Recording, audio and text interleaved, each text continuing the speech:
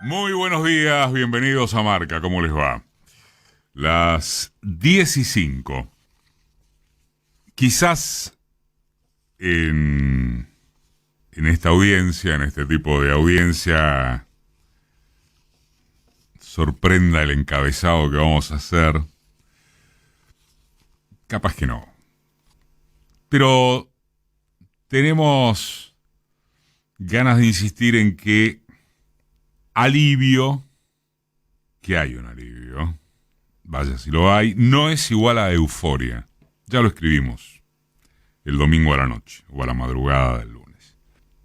Y hay que repetirlo porque en alguna parte del gobierno y entre votantes de Unión por la Patria se nota gente, demasiada, mucha, considerable, con ganas de comerse la cena en el almuerzo.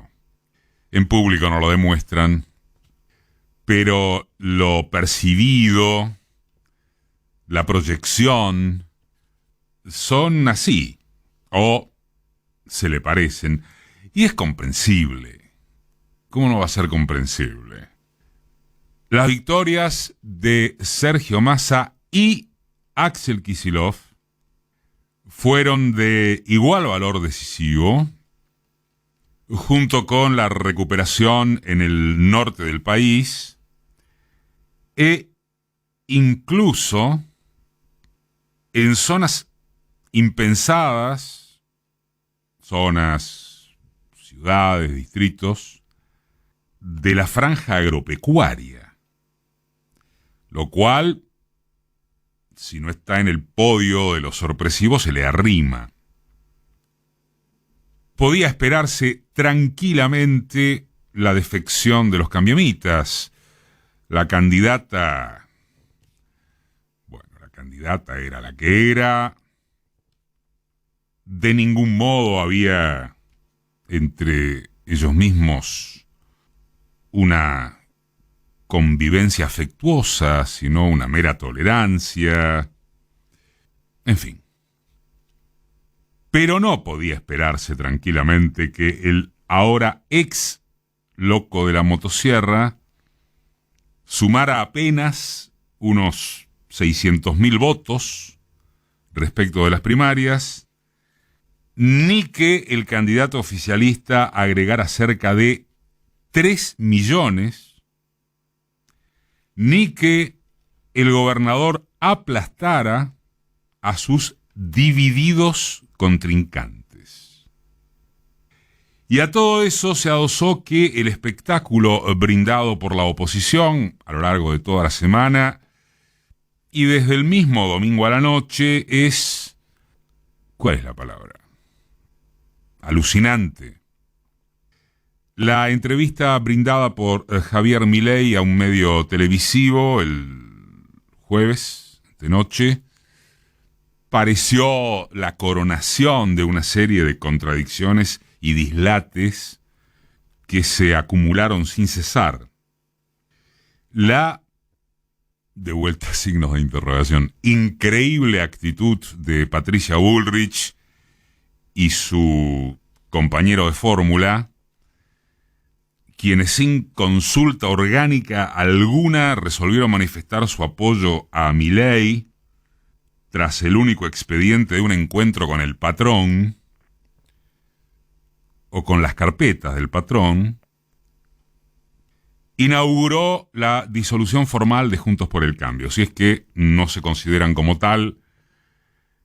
Por ejemplo, la abrupta bajada del escenario de Gerardo Morales en Parque Norte el domingo a la noche, cuando la ex comandante Pato no tuvo el mínimo decoro de felicitar al ganador, o la amable frase de Diego Santilli a Mauricio Macri enrostrándole: vos nos cagaste porque hiciste el laburo para que pasara esto. O, chascarrillo chiquito, el velatorio en la señal de cable alquilada por el dueño del espacio, no solo esa, donde, como señaló un colega, están dando tanta lástima que podría arrimárseles una bandeja con sanguchitos de miga. Siguieron a eso 3 episodios por seleccionar. Uno global, en el que no solo los radicales mayoritarios, sino también el PRO, si es que continúa existiendo, e incluido Horacio Rodríguez Larreta, marcaron distancia.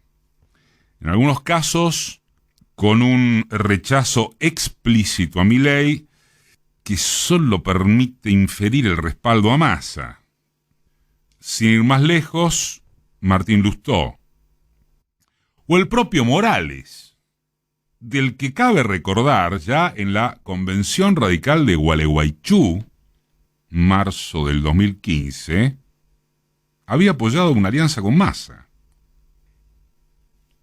Y hasta puede ponerse en duda la vocación del primo Jorge.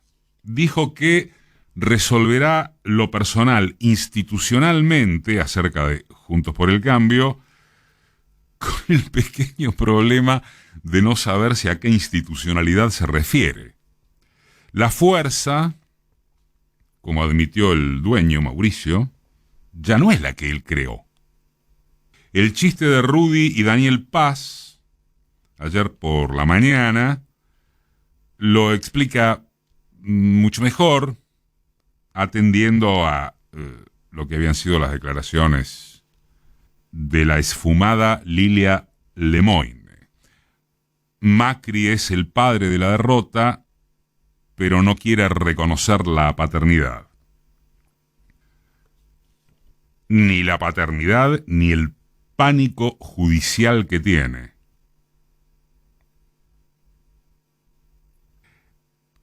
Como quedó dicho, Milei se encargó de rematar la estupefacción entre el posteo del león abrazando a un patito y sobre todo su aparición kitsch en América TV. Perdido en pausas y en muletillas que denotaron un extravío casi absoluto, hasta el punto reiterado, y no fue lo peor tampoco, de no poder superar el clima bullicioso de la escenografía, el sujeto pasó un papelón de aquellos, aun cuando sus contertulios se mostraran respetuosos. Era una entrevista amable. Y preguntado acerca de lo que ya dictaminaron las urnas, es decir, una adversidad parlamentaria para ejecutar sus delirios de dolarización y extinción del Banco Central, gracias si pudo remitirse a un ya veremos. Por supuesto, el oficialismo contempla esta comedia, telenovela, lo que ustedes prefieran, sin decir ni mu. Pero además avanzó con su imagen de unidad a través de la reunión de Massa con los gobernadores, con los guiños a intendentes, casi que antes del palo ajeno que de los propios ya reanimados, con el trazado de buenas relaciones en el establishment corporativo de los grandes grupos locales e internacionales que desconfían del peronismo, aunque en principio más todavía de un desequilibrado capaz de dejarle espacio a aventuras muy peligrosas. Y ante todo, el oficialismo avanza porque tiene una referencia de liderazgo o conducción concreta. Solo la ignorancia o el gorilaje extremo, que vienen a ser idénticos, pueden imaginar que hay riesgo de kirchnerismo en su sentido de tendencia izquierdista.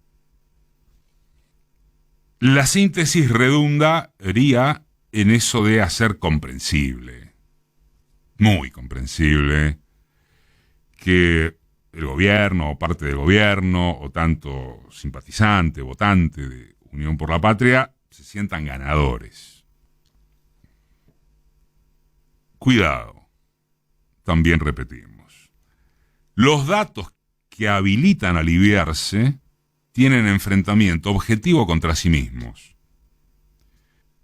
Esto es cierto que no resulta igual el 50 y pico % dividido en la suma de Milei y Bullrich que el porcentual de Massa unificado en casi 37. Pero como se quiera, no da para cantar victoria, porque es veraz que la suma expresó voluntad de cambio. Lo demás sirve para catarsis, y está bien, para divertirse con el desaguisado expuesto de gatitos mimosos, patos, fauna por el estilo. La cuestión, en consecuencia, solo nos parece, sería que el gobierno continúe disputando el sentido del cambio. Que fugue, que continúe haciéndolo hacia adelante, previniéndose de eso instalado en cuanto a que, más allá de sus dobleces, la oposición significa el cambio. Ellos dicen somos nosotros. Y sí son el cambio de volver a lo peor, por supuesto. Massa, también al margen de que su convocatoria a la unidad nacional incluirá sapo difícil de tragar para los purismos ideológicos, él mismo significa eso. Ya señaló, otra reiteración, que el próximo será su gobierno. Y eso no significa continuidad, sino justamente cambio de estilo, cambio en la sensación de autoridad. De hecho, Massa funciona desde que asumió de ministro como el verdadero presidente. Cambio en el aspecto de nunca más un comando bifronte.